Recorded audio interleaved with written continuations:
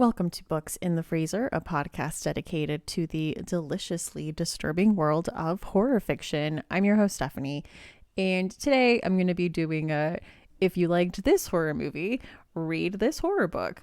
Or as always, it can go the other way. If you liked the horror book, check out the movie.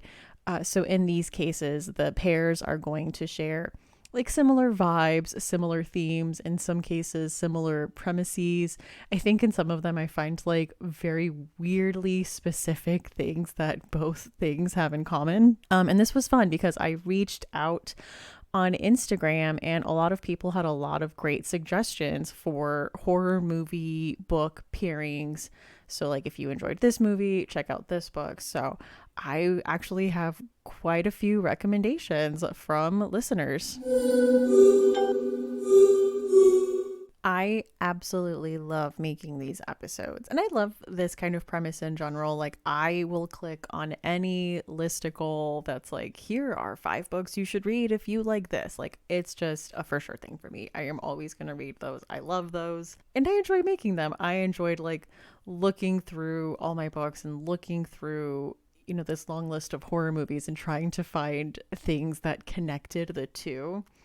Like, I feel like I could have just been fine finding like a similar vibe, but I think you'll see as the episode goes on, I went like very specific. I don't know how many of you are on Letterboxd, but Letterboxd is an app where you can track the movies that you watch and write reviews. And what I like to do is put movies into lists based on, like similarities. Like I have a list of like horror movies where there's a dinner party. And then I have more general lists like aquatic horror and found footage movies and holiday horror movies. But as I said, that's not really the energy I'm bringing today. There is, as I was making this episode, there is one list on Letterboxd that I was thinking about. This is slightly going to spoil Get Out, so you might want to hit that like forward 15-second button a few times. But there is a list that just has 2 films. And those films are Get Out and Shrek 2. And you might be thinking, what could possibly tie these 2 films together? They are both filed under the list films where the main character visits his partner's parents' house for the first time, only to realize they are racists who have hatched a plan to have a white guy steal their identity. And that is just amazing to me. That is art. That I never realized those 2 movies shared that ultra specific premise. And that, friends, is the energy I would like to bring today. So as I mentioned at the top of the episode, I reached out on Instagram and asked for pairing suggestions, and you guys really came through. So I actually have quite a few from listeners, so I'm going to go through those right now. So most of these are from Instagram, from the comments of the post I did asking for suggestions. So again, thank you all of you for coming through with that. First up, we have from @FabbyWell, and I'm just starting off. I am so sorry if I butcher your handles. It has been known to happen on this podcast. So they say, Come Closer reminds me of Rosemary's Baby and Get Out combined. And there was a few comments agreeing with this poster. So again, if you like Rosemary's Baby and Get Out, Come Closer has been recommended several times on this podcast by several people. So not just me. Next up @literary_thrills. If you like You're Next and Scream, you should read Clown in a Cornfield by Adam Caesar. And I absolutely agree. I think especially with Scream, it gave me so many awesome 90s teen slasher vibes. I mean, not that specifically in the 90s, but I just feel like to my personal experience, that was such a like nostalgic heyday for a good teen slasher story. Yes, I second this. Next up @Some Kind of Big Lizard, A Head Full of Ghosts is similar in a lot of ways to Poltergeist, with the film crew coming in and the child aspect. I can't believe I've never thought of that, but you have a point. @Giant Bookstacks, Blair Witch Project and Maggie's Grave, and that's by David Sodergren, have a similar vibe to start, and then Maggie's Grave goes full slasher. I think I'm gonna have to read Maggie's Grave, is what this is telling me. I do love the Blair Witch Project. I actually really, really love found footage movies, and a book that has Blair Witch vibes and then goes full slasher sounds like a win for me. At Penchant for Words, or Aaron Craig, author Aaron Craig, who has been on the show, commented, I know a pair of books with Crimson Peak and The Village vibes. And in case you don't get the joke, those are her books. Her book, House of Salt and Sorrows, has very gothic-y Crimson Peak vibes. And her book that is coming out, Small Favors, I know she's said has a lot of The Village vibes. So I am looking forward to that. And then someone commented, I've got another one for the Blair Witch Project. Plain Bad Heroines by Emily Danforth. All the meta-ness will make the brain explode. It is definitely a very meta story. And then I got an email from Sylvia, and it was just full of examples, which I loved. I loved the dedication behind writing me a full email. So I picked 3 from this email. So she says, Home Before Dark by Riley Sager has a lot in common with The Conjuring and, of course, the Amityville Horror. And you can tell a lot of that in just the setup of the story and the type of story. Behind Her Eyes by Sarah Pinborough to Horse Girl. And she's saying, like, she did mention in the email that she's aware that there's like a actual Netflix adaptation for Behind Her Eyes, but I think the kind of surreal aspect of it worked with Horse Girl, the movie with Alison Brie that came out, I think, like a year or 2 ago. And then she says the YA horror novel Harrow Lake by Kat Ellis, and the pairing for that is American Horror Story Season 1. So that is the Murder House season. She says that when she is reading it, she can kind of cast everyone as the cast from the first season. I actually do that a lot, I've noticed, when I read, like, especially if I'm watching something with a character that has a very distinct voice. Sometimes I will hear dialogue in my head in that actor's voice. I think like after I watched How to Get Away with Murder, like a lot of the female characters that I read had Liza Wiles' voice. Liza, also known as Paris Geller from Gilmore Girls. So that is something I do a lot too. Like I'll voice cast a lot when I'm reading books. I don't know if I'm the only person that does that. Please tell me that I'm not alone in doing that. This episode is brought to you by Libro FM. Libro FM is the first and only company which lets you purchase audiobooks directly from your favorite local bookstore. You can pick from more than 150,000 audiobooks, including bestsellers and recommendations from booksellers. You'll get the same audiobooks at the same price as the largest audiobook company out there. You know the name. But you'll be part of a different story, one that supports community. If you're new to audiobooks, they're the perfect way to get more books into your busy life. Listen during your commute, while doing chores, walking the dog, or just relaxing at home. All you need is a smartphone and the free Libro FM app. If you already love audiobooks and don't know what to listen to next, check out recommendations and curated lists from people who know audiobooks best. Booksellers. And us. We also have a playlist on there full of books that have been recommended on this podcast. Books in the Freezer special offer. You get 2 audiobooks for the price of one, just $14.99, with your first month of membership using code FreezerBook. This offer is valid for new members in Canada and the United States. Thank you, Libro FM, for supporting the show.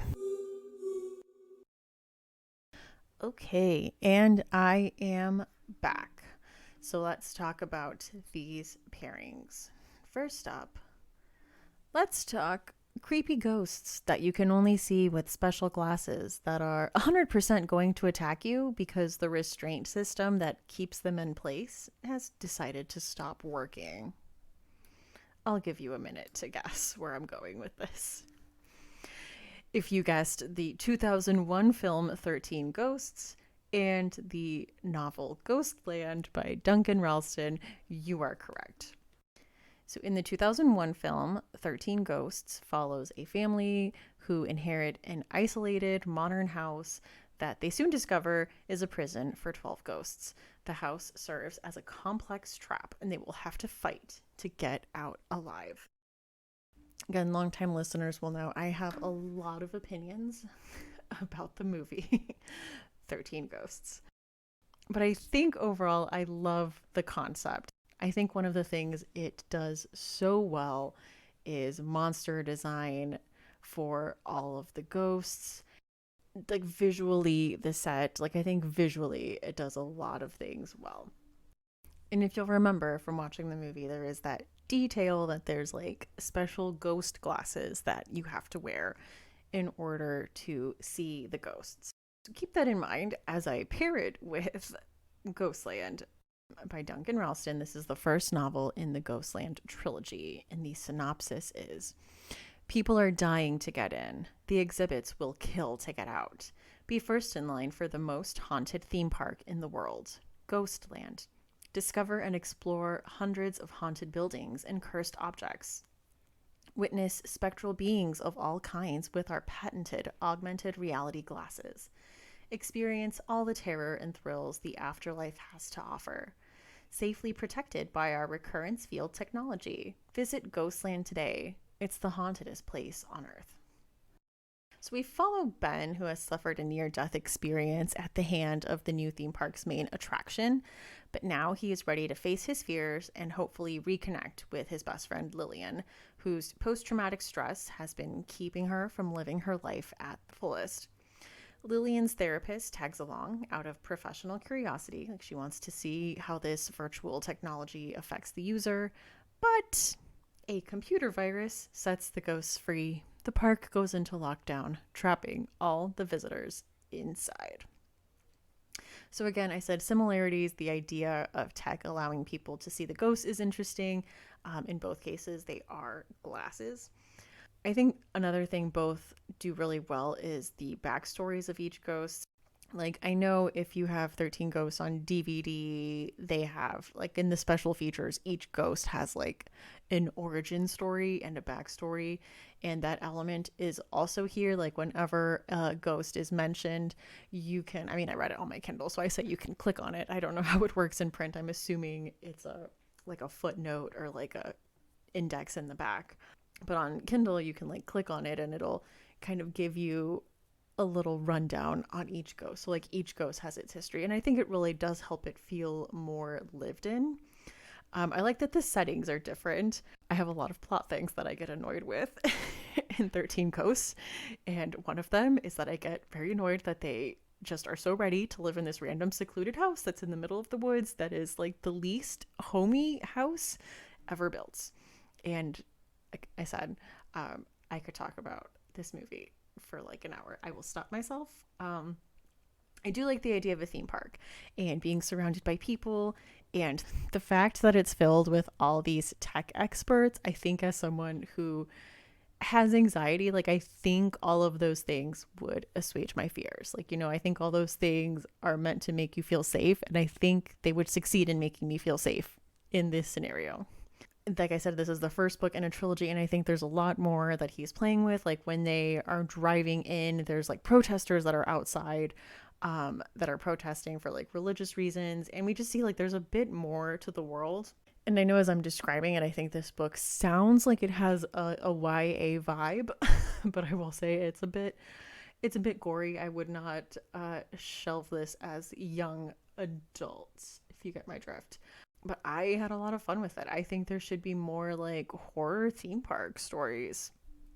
And I like what this one does. So again, that is Ghostland by Duncan Ralston, and the 2001 film 13 Ghosts, which I know so many of you love. Every time I mention that I have issues with this movie, people always tell me that they love it. And you can love it. That is fine. It is totally fine that you love it.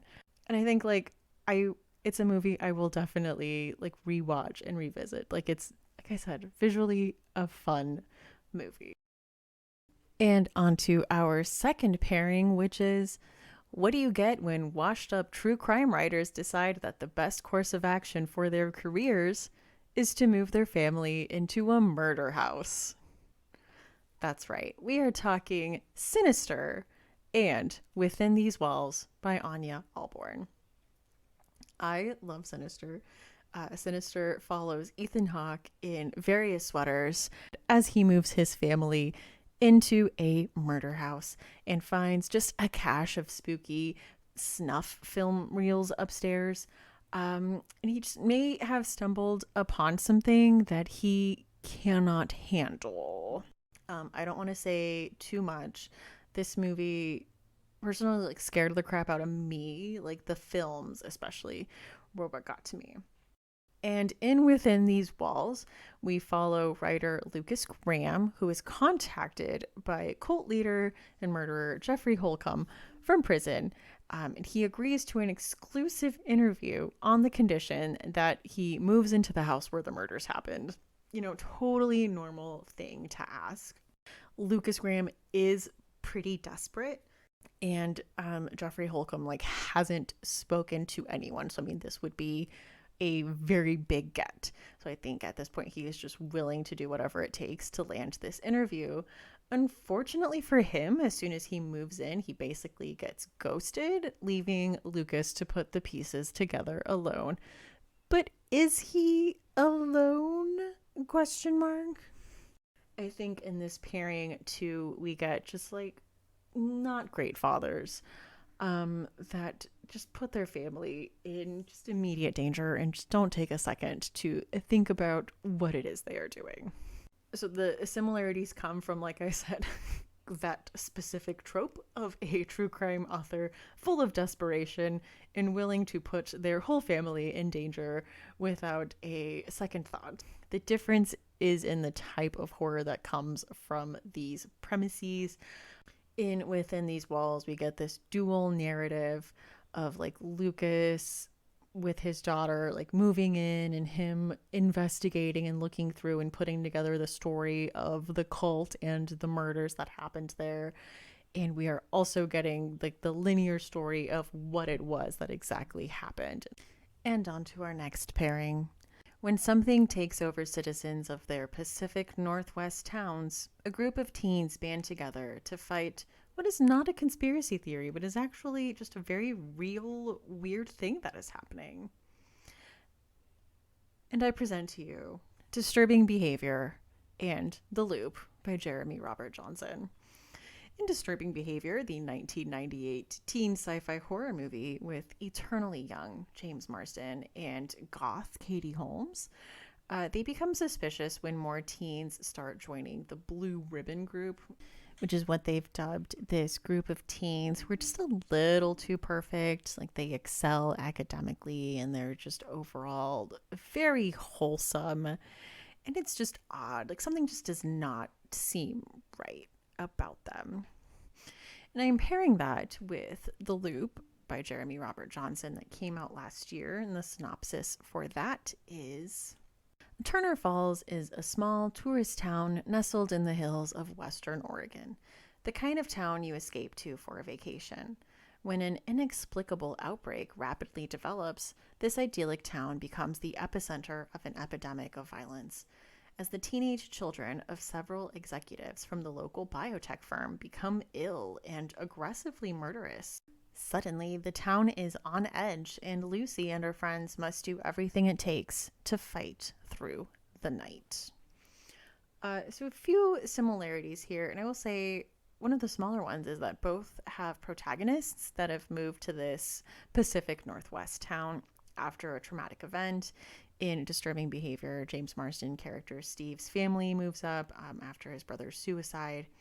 And Lucy is having a hard time warming up to her adoptive family that she's been placed with after the death of her parents in Peru.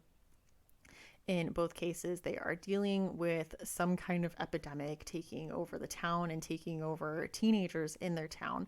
I will say the stories go in different directions, and The Loop, I will say, leans a little more on the bloody side of things. Like the opening incident or the first incident is really graphic, but it's like this boy in class who kills his teacher with his bare hands. Like it's I had a lot of fun with it. I'm letting you know it's a bit more gory than Disturbing Behavior.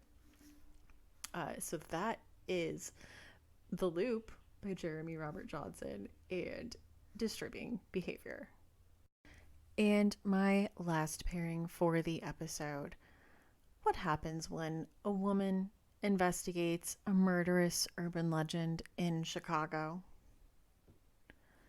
I'm talking Candyman and Children of Chicago by Cynthia Pelayo.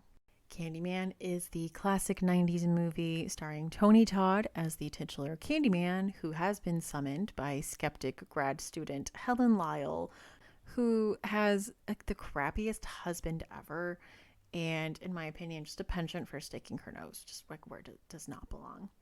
I do absolutely love this movie. Pairing that with Children of Chicago, we follow Lauren Medina, a homicide detective who sees a calling card at a Humboldt Park murder scene, and she knows the Pied Piper is back.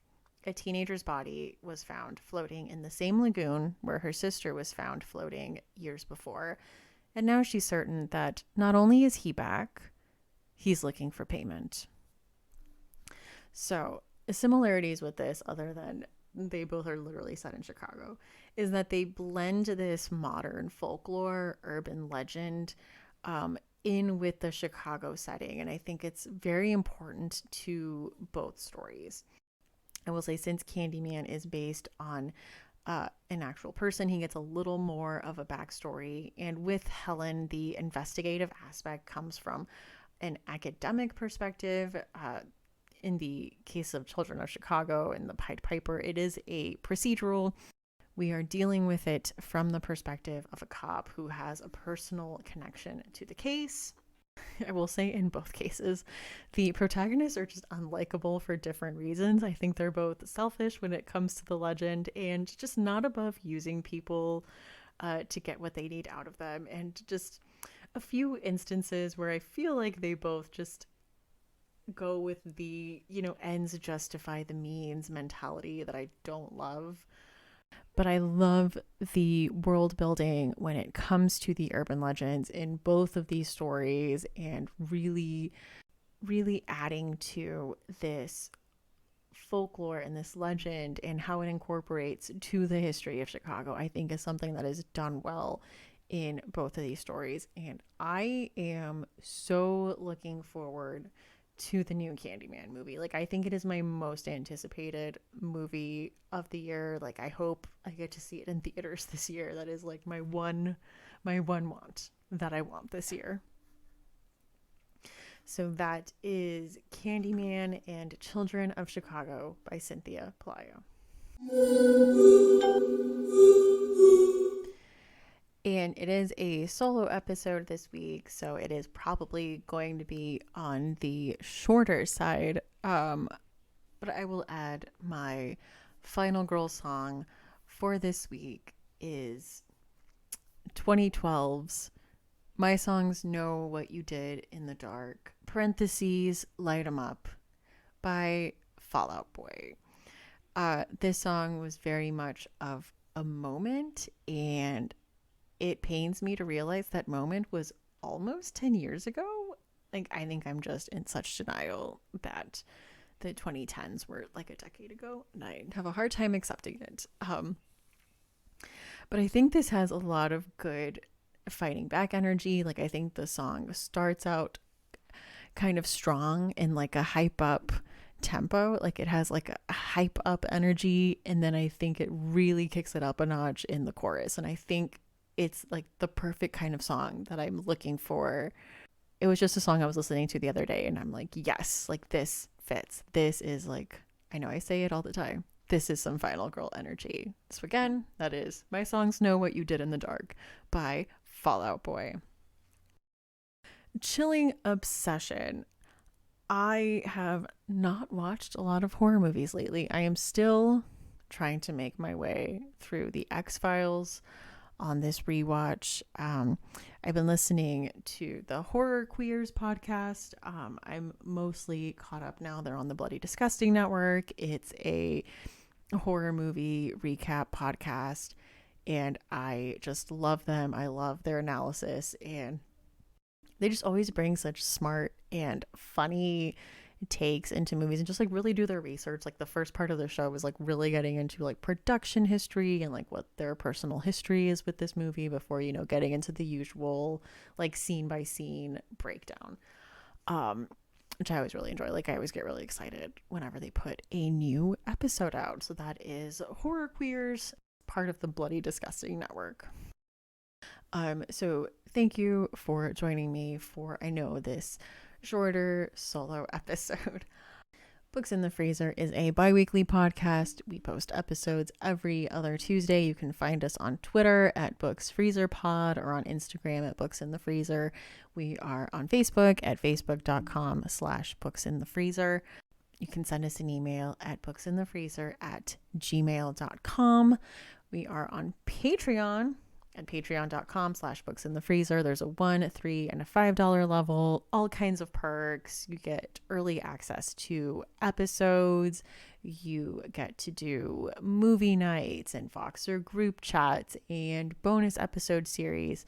My husband and I just finished up doing our read through and watch through of the CBS miniseries for The Stand. So we just finished all of our episodes on that, and we are going to be starting Bram Stoker's Dracula, which he has never read before.